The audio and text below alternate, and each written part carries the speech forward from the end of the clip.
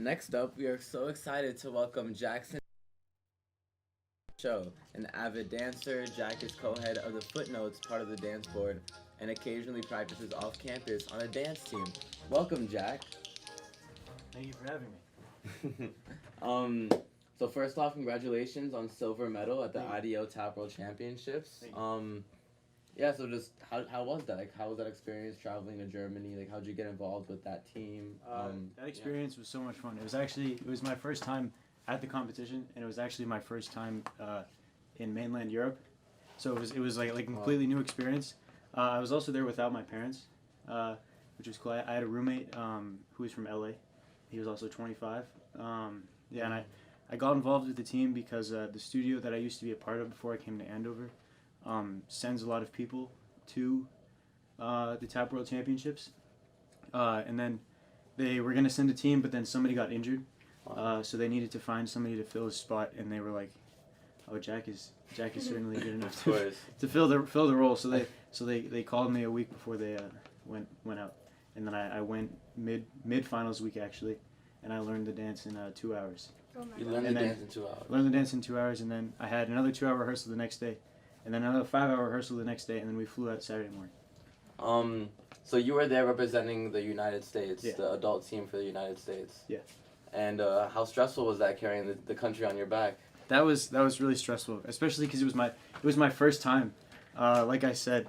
But it was also like there isn't much. So the stage itself, there isn't much time to practice on it. So so there were 3 rounds, and when I went up for the first round, it was my 3rd time on the stage, and my 2nd time tapping on the stage, and it's also one of the slipperiest floors I've ever been on. So it was really nerve-wracking. Wow. But I certainly had a lot of fun. How many people were at the competition? Ooh, there were by the end of the week, probably about 700 performers. Wow. But the Team USA was about 90, That's so 80 to 90.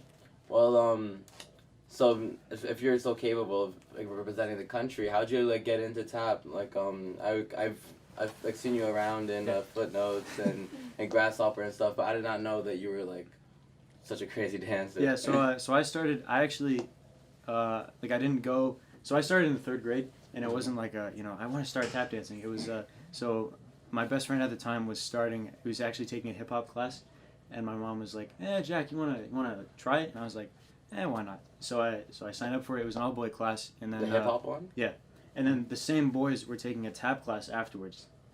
The same group of guys. So I was like, you know what? Why not sign up for that too?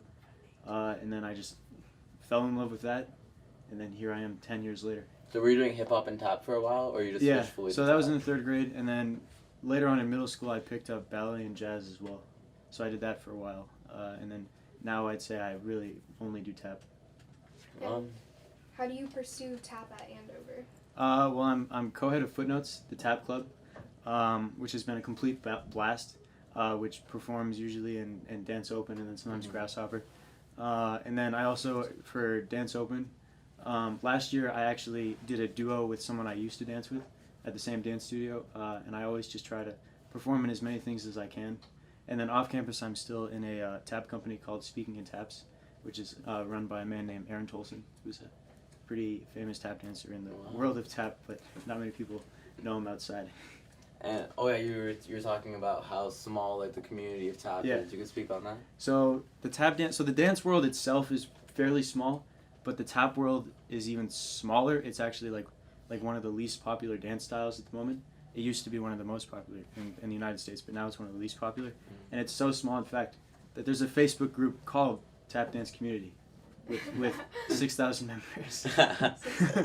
And where do you see tap like continuing in your future? Like, do you want to go to like a tap school, like be a professional tap dancer? Well, there isn't really such thing as a tap school, but you can certainly there's places where you can go and take classes, and then that sometimes there's opportunities that come up where certain performances need a couple or maybe just one tap dancer. Just like this IDO one. Yeah, well that's like a competition. You can't really make any money off of that. But so my roommate when I was in Germany, he did a deal with Gucci where they were looking for 2 tap dancers, and he actually just like they flew him out to New York because he was living in LA, and him and this other guy just tap danced in dress shoes, but like he got to just have that experience. Wow. And make a little bit of money having fun just tap dancing. That's exciting. So we heard Yeah. that you brought a tap board to show off some moves. Yeah, I did. Let's get to it. Let's see what you got. Okay. Let me help you out with this.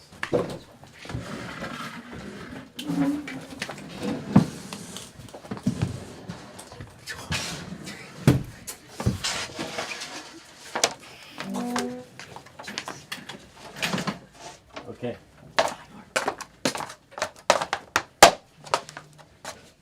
All right. Ready? Of course.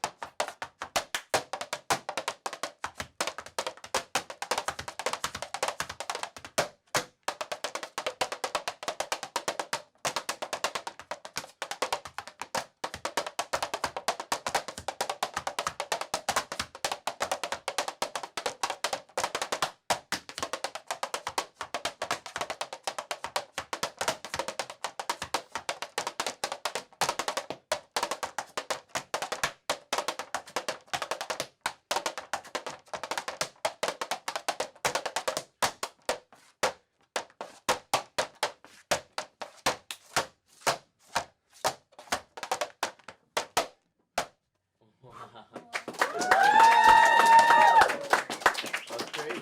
Well, thank you, Jack, for coming on the show. Thank you for having me. That was some crazy dancing. I can't believe you can move your feet like that. I can barely even walk myself. So. Thank you. Well, thank you for being on the show.